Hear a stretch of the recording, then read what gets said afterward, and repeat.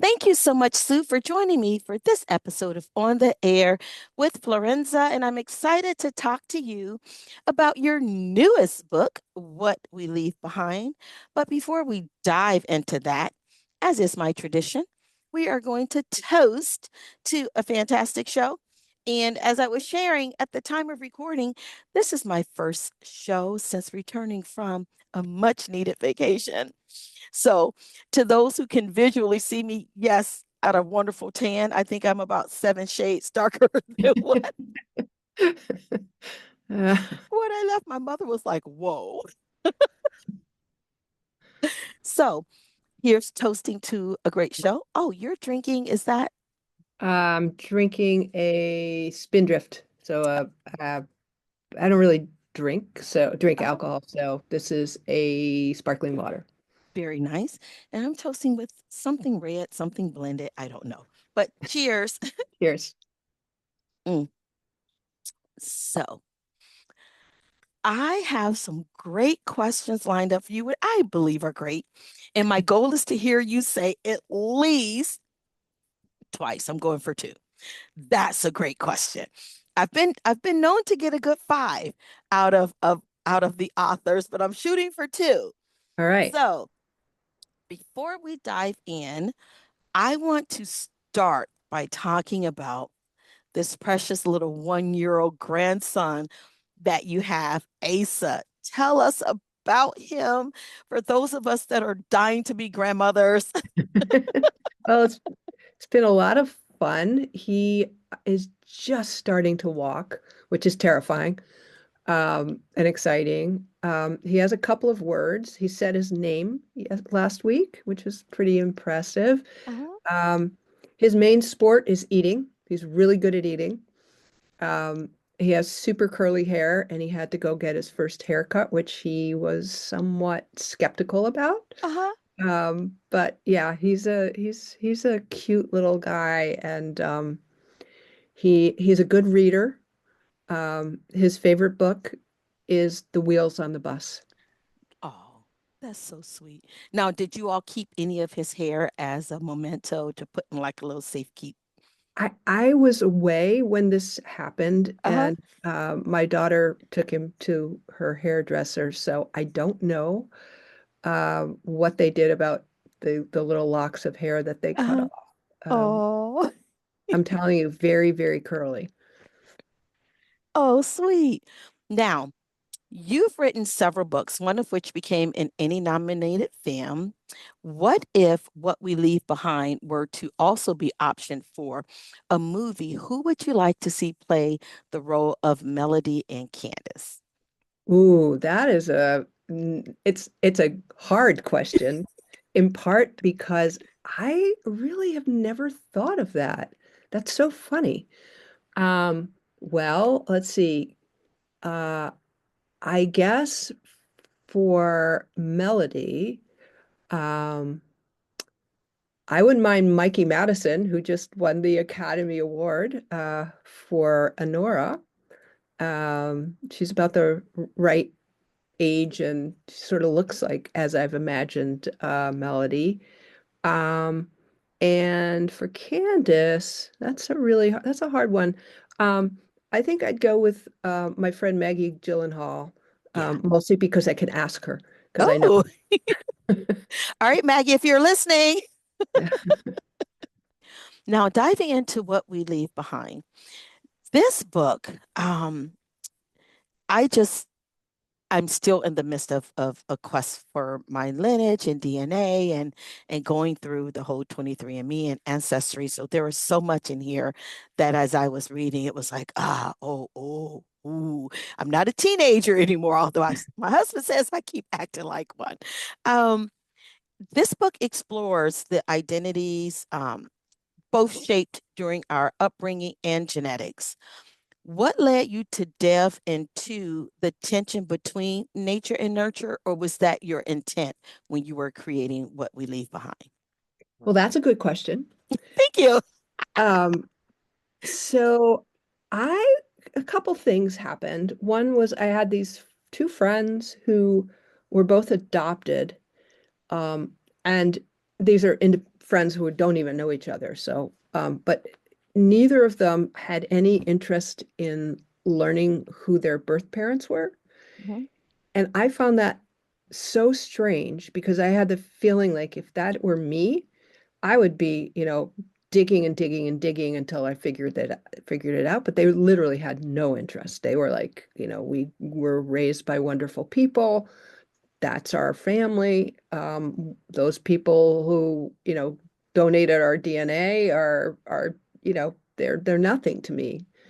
Um, so I found that interesting and curious. And then I was also reading a lot of twin studies. Like I Mhm. got really interested in those studies where, you had two people, they were separated at birth, they grew up in different households, and yet when they met each other, they found out they had the same, they married women with the same name and they were both engineers and they both, like to go bowling and, that there were all of these things that couldn't be explained by just who raised them Mhm. because here they were with these like similarities that seemed like not, that they didn't just sort of come out of thin air.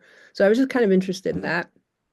Um, and so I just kind of started writing this story without really I knew what the sort of the twist was going to be in the Mhm. story. Um, but that's sort of all I knew. And I also knew that each of these characters, the main characters, Melody, the young woman, and Candace, the kind of like 40-year-old, whatever she is, I had the feeling that, each of them would have a very good friend who would help bring their story to light. Um, so, and with Candace, who's the older woman, not old, but older than Uh-huh. Melody, I just wanted a story about someone who looked like she had her life like completely in order and, like it was going great, but yet there was something about her life that wasn't adding up. Mhm. And so I wanted to kind of write about what happens when you grow up in a household that maybe wasn't ideal, Mhm. um, and and then what you carry away from your, the family that you grew up in. You've written so many books. How was approaching um, What We Leave Behind different or similar to some of your other titles? Um, I think so. I've written a bunch of books that were nonfiction and then fiction. So my last two books were fiction. Um, I think fiction's really interesting because when you start writing, unless you're someone like, J.K. Rowling who has a spreadsheet that Mhm. tells you like every single thing that's going to happen. If you're me, you're much more haphazard and things just sort of happen Mhm. as you're writing. And I think that's what's fun about it. And that was true of my last book as well. And um, it's just the characters sort of take on a life of their own and they start talking to you, and it's kind of weird, but it's kind of fun. Like Uh-huh. you've got this whole dialogue going on in your head, and that was true in my last book as well. Mhm. Would the characters kind of wake you up at night or interrupt you Yeah, during the day just to kind of say, yo, I need you to pay attention, Sue, over here, over here? absolutely. Totally.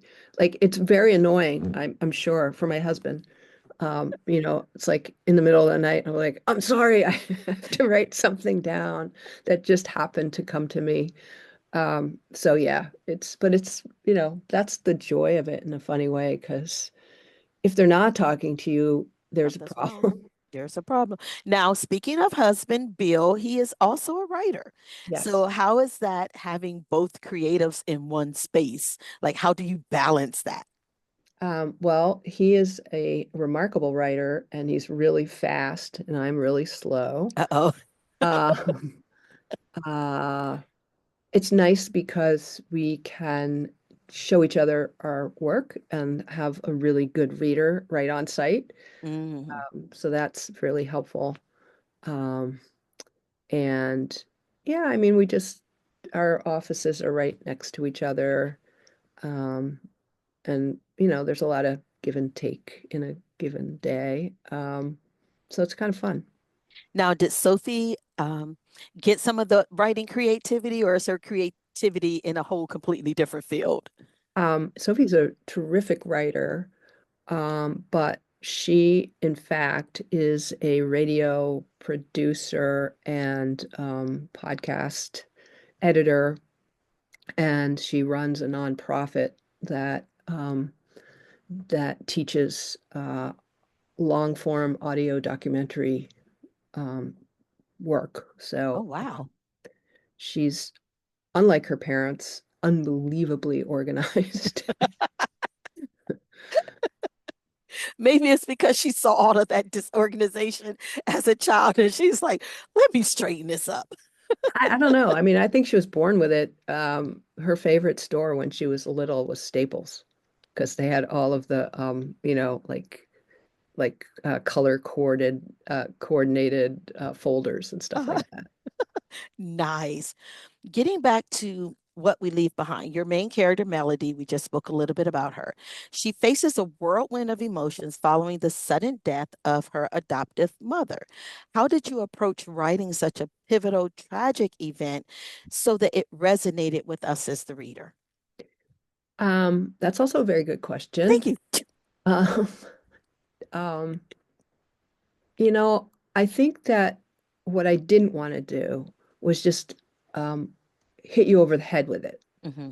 Um, and so you learn about it literally like in the first few pages, and um, and we don't really dwell that much on it except for the repercussions of it. So we're not like getting into the nitty-gritty of her death, but Hmm. just the fact that she has died. It's very sudden. It's very weird how she dies, and then what that means for her daughter who is adopted, and when this person who's chosen you um, is gone, and Hmm. what happens, um, and how well, if you're a teenager, one of the things you don't really know are your parents, no matter Right, who they are, right. whether and she's, lived with her adopted parents for a very long time, but you just, you're so in yourself, you haven't really yet figured out who they are. Hmm. And so suddenly, like, maybe you have to figure that out because they're gone. So that was sort of what I was thinking about, but I would really didn't I wanted it not to be like a gooey, oh my God, this woman has died and like here's the horribleness of her death. It's more like what are the repercussions? Yeah. Some of the reviews that I read of What We Leave Behind, some of the readers were really um, complimentary of the fact that they really felt that Melody's character, that you were spot on in terms of what a teenager feels, how they express those feelings, like her whole energy. Did you have to tap into your own teenage years, or are you surrounded by teens? What did you use to tap into that space? Well, I think part of it is probably I've never fully grown up, but I You teach know? I teach at a college, and I deal with young people a lot. And I hear them. Um, Also, when my daughter was growing up, um, her friends spent a lot of time at our house, and I was that mom who would just be sitting there at the kitchen table listening. Yes. Um, so I think that's part of it. But I think a lot of it's just sort of hanging around young people, and figuring, really talking to them Hmm. and, trying to understand who they are. What we leave behind, I felt like it was a twist, right? Like the way we twist our hair, and it's these two separate strands that are separate, but that are still interlocking in such a way that you're creating one. What was the process that you used in terms of following two stories, but making sure that they came together um, to really bring that that story together? I'm glad you asked that question because it wasn't obvious, I don't think. I mean, I think when you have two sort of parallel stories, the reader is thinking, how are these gonna mesh? Where Hmm. is it gonna happen? And then in the case of a young woman who's adopted and an older woman who's childless, um, by design, and you don't know really why, you just know she is. Hmm. You're probably thinking, oh, maybe Candace is the mother of Melody. Hmm. Like, I think that would go through your head. So I didn't want that to be true, because that was kind of too obvious. But I knew that I knew that they would intersect. Like, that was obvious to me. And I wasn't, honestly, when I started, I wasn't exactly sure where that would happen. Hmm. So I had to let that evolve. And then I had to figure out why they would even have anything to say to each other. Um, and so that was, every novel, I think, is a puzzle Yeah. that you have to solve. And so that was one of the things I had to solve was how did their stories intersect and where did they land? One of the other aspects that what we leave behind brought to surface for me, and I'm certain the other readers, is the concept of past and present, and how we really can never escape our past because it becomes an integral part of who we are. It's woven in. It's like how all these colors create this one fabric, which is very colorful. Um, It's lovely. what did you bring to that conversation of past and present that is a part of your life or your belief system that you feel either made the reader have an aha moment or challenge their thought on those subjects? I think that everyone uh, is a product of, where they came from, Hmm. um, even if they're rejecting it, even if they're rebelling against it. The reason that they're doing whatever it is they're doing is from that past, um, those past experiences. Um, so just kind of knowing that, um, and knowing that people that when you look at someone, you have to understand that whatever you're getting isn't just like today. It's not Hmm. just the most present thing that you're getting, that there's a whole history that informs whatever it is, whoever they are. Um, and I think it's really important sometimes to remember that. And I was thinking that very specifically with Candace because, we all know people who, on the surface, it looks like they've got everything under control.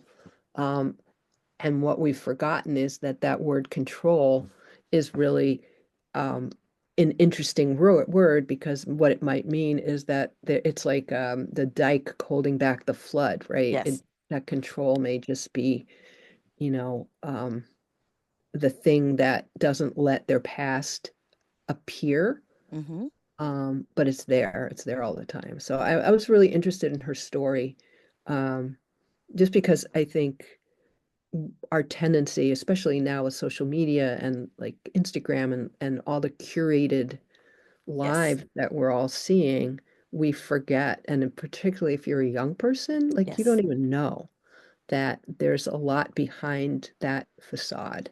Yes. So I kind of wanted to explore that. Very well done. Thank you. Thank you. Um, Also, one of the things that comes through what we leave behind, and we didn't talk about this cover before I ask this next. I love the simplicity of the cover and the colors that were chosen? How much insight or input did you have in the creation of the cover? Um, that's a really interesting question. Um, and you should always ask that to your authors. Um, so historically, um, I've had a lot of input into the covers of my books, because I have an agent who always writes in the contract that I have some say. I don't think I Nice. have ultimate say, but I at least am in the conversation. Um, this is the first book jacket that was designed where they showed it to me, and I was like, yes, Hmm. I have no complaints. Hmm. I don't want to add anything. I don't want to, and the only then the only question was they sent around a couple of color combinations of the book Hmm. cover, some lighter, some brighter. Um, and I like the blue. Everyone I showed liked the blue the best. Blue is my favorite color. So, it was really a no-brainer. It took about 3 seconds. And uh, I don't know the artist who did it. Uh-huh. But I'm very appreciative because I think it's a really, really beautiful cover. It is a beautiful cover. I have a girlfriend, she's also an author publisher, and she does the psychology of book covers, right? And then this was just right up her alley, the colors. And so love it. Now back to the book. One of the other elements that kind of jumped from the pages was the journey of emotional growth. When you started out writing the book, how much of that emotional growth did you have in mind towards the beginning, or as the characters evolved, did you just kind of go with their evolution and see that growth take place? Yeah, I think I knew some things about Melody, um, but not everything. Um, I didn't, I knew where she would land, let's say, um, but I wasn't completely clear how she would get there. Um, And the same with Candace. Like Candace is a hard character because again, she sort of presents as being so, in control. And it's how do you break that down? That's a harder one in a funny way than showing someone's growth.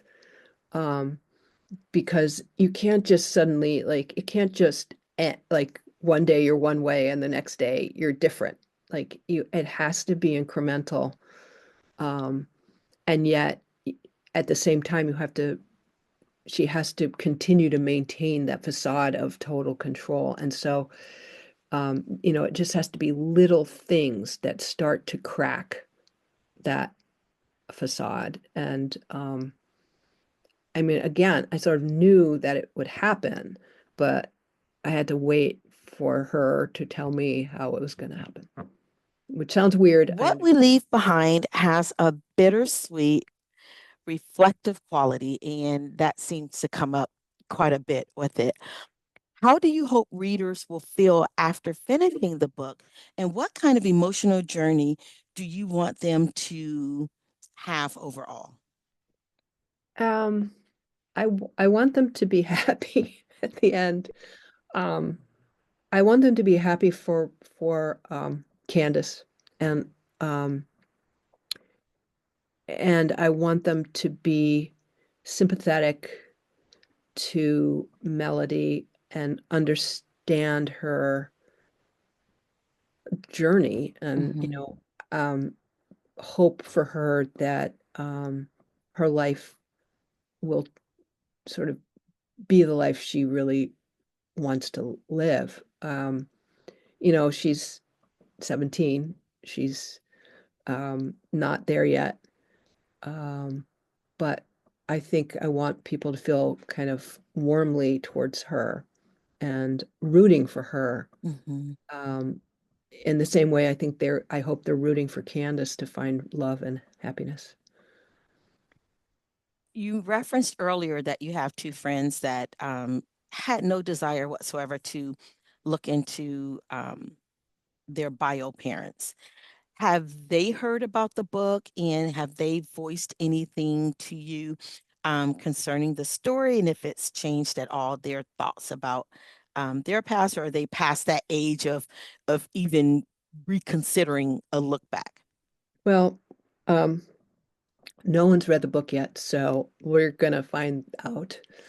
Um, but I think in both cases, when they decided to have children, um, that presented a completely different Mhm, situation where they needed to know some biological facts. So in both cases, they did some kind of like DNA test, looking for not for relatives, mhm, but just looking to see if there were, genetic abnormalities in their DNA. mhm. But they didn't do like ancestry. They didn't go, or if they did, they certainly didn't do the thing where you can say, who Yeah, am I related to? So they maintain that uh, distance and lack of interest. Um, I do think it was interesting for both of them having children and having a biological connection to another human being. That was a big deal. yeah. All right. Now, we have come to the part of my show that has been rebranded so many times, but it is now called Last Call. And it is simply some fun, rapid fire questions that I am going to throw your way. It does not require a lot of thought, just s- shout out whatever comes to mind. And All some right. of them give you options, and some just require like an answer. Are you ready? Yep. If you could swap lives with any fictional character for a day, who would it be? Ooh. Now you just told me not to think. Brother. Um, oh, wow. That is, you know what? I'm not doing this right because I'm not being fast. Um, I'm trying to think of the books I love. Um, well, I'll tell you who it wouldn't be. Okay. Probably not be Jane Eyre. Yeah, Uh, I'm with you on that one, sister. uh, wow. I don't even know the answer to that. Okay. Can I pass? Absolutely. Okay, I'm passing. Absolutely. You live in the beautiful green mountains of Vermont. If you had to describe a perfect day in Vermont, what would it look like? Okay. So it would be, I think it would be in the fall and with the trees just turning. And so we would have all the reds and the yellows just lighting up the mountains. It would be sunny. We wouldn't yet have snow, though I love snow. Um, and I would be out and about with my dog, walking through the woods. Nice. Oh, such a sweet answer. If you could only listen to one song on repeat for the rest of your life, what would it be? Ooh, Ooh, I don't that's know. impossible. Um, because I do tend to listen like to songs over and over and over again. Um, I think it would be some Joni Mitchell song, maybe A Case of You, which I love. Yeah. But I do tend to like put songs on repeat and then I get a little tired of them. Yes. Um, but I like that song a lot. That's a nice one. Coffee or tea?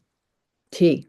Nice. What's the last TV show or movie that made you absolutely laugh out loud? Ooh, that's hard. I thought you were going to ask me like what was my favorite absolute TV show, which I could answer. Oh, you can answer that one too. Throw it in improv. All right. The Pit, amazing. It's the most amazing TV show I've ever watched. It's it's the story of these emergency room doctors in Pittsburgh in an ER, obviously. Okay. And it takes place over one shift, and every episode is 1 hour in that shift, and it's truly unbelievable. The best TV I've ever seen. Um, I think the TV show that has made me laugh out loud is one that's on Apple. It's called Shrinking. Okay.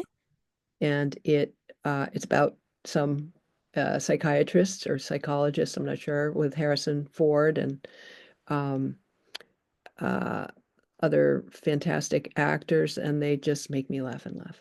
Oh, that's fun. If you could travel anywhere in the world right now, where would you go and why? Well, another great question. Um, I like, I really like going to Scandinavia. I mean, I just came back from Finland, which is not in Scandinavia, but it's adjacent to Hmm. Scandinavia. Um, and I love Norway. Uh, I love Denmark. I guess I think I would go with Norway because it's so pretty. Nice. One last bonus question that I didn't ask earlier. Now, I know that you and Bill, you love trivia. We do? And you love trivia? We do? You don't? I don't know. I don't know if we love trivia. Well, someone says that you all like family trivia night. I don't know where I scoured that up. I don't know either. Uh, I don't think that's true.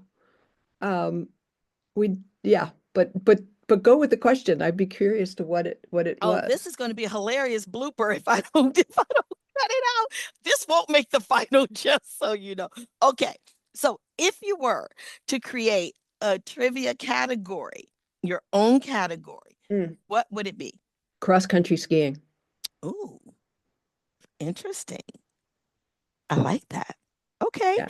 you were ready for that answer considering you're not a trivia person. Well, Clearly, you've thought about a category. well, it's because we happen to know a ton about like all the sort of ins and outs of all the different World Cup, Olympic athletes. Uh-huh.